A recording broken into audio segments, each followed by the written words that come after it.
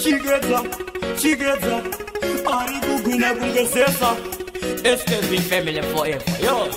Vakuvunza kesa ngeupi, ndikakaka mfana kafupi. Vakawanja vanotondiketa, sunshine time manya ungechita. Pandakataka guruwa mangoma vaisasiva ndiri serious. Pavazonzwa tuni rangu vaona ndiri dangerous. Timu rangu rinondisimbisa rina jealous. Baundi kumberi ndinoenda izvo zviri obvious. Ndinotedzane ariko kumusoro Jesus. Ndicharira kwese kwese kumapasapasa kana kwa evidence. Ngoma rangu rava kupisa ngavabvisa shati. Angava makuseni kana mazikati. Ngoma ndinopisa amusati mati. Kunge WhatsApp ndini ndiri pachati. Varikuvaza tumwe tuma prati prati. Mabebi achirova tuma klari klari. Varundidhisa hamusati mati. Ndakazira levo kunge okay mati. Pandakataka kurova mangoma vaisaziva ndiri serious. Pavazonzwa tuni rangu vaona ndiri dangerous. Timu rangu rinondisimbisa rina jealous.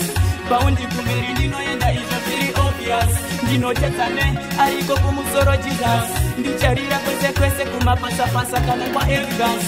Vandibvunza zita ndikatiketsa.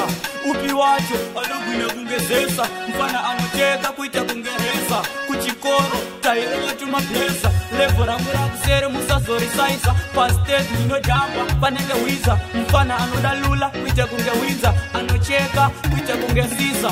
Pandakataka kurova mangoma vaisaziva ndiri serious. Pavazonzwa tuni rangu vaona ndiri dangerous. Timu rangu rinondisimbisa rina jealous. Baundi kumberi ndinoenda izvo zviri obvious. Ndinotedzane ariko kumusoro Jesus. Ndicharira kwese kwese kumapasapasa kana kwa evidence. Ngoma rangu rava kupisa ngavabvisa shati. Angava makuseni kana mazikati. Ngoma ndinopisa amusati mati. Kunge WhatsApp ndini ndiri pachati. Varakovaza tumwe tuma prati prati. Mabebi achirova tuma klari klari. Vanondidhisa hamusati mati. Ndakazira levo kunge okay mati. Pandakataka kurova mangoma vaisaziva ndiri serious. Pavazonzwa tuni rangu vaona ndiri dangerous. Timu rangu rinondisimbisa rina jealous. Baundi kumberi ndinoenda izvo zviri obvious. Ndinotedzane ariko kumusoro Jesus. Ndicharira kwese kwese kumapasapasa kana kwa evidence. Vandibvunza zita ndikatiketsa.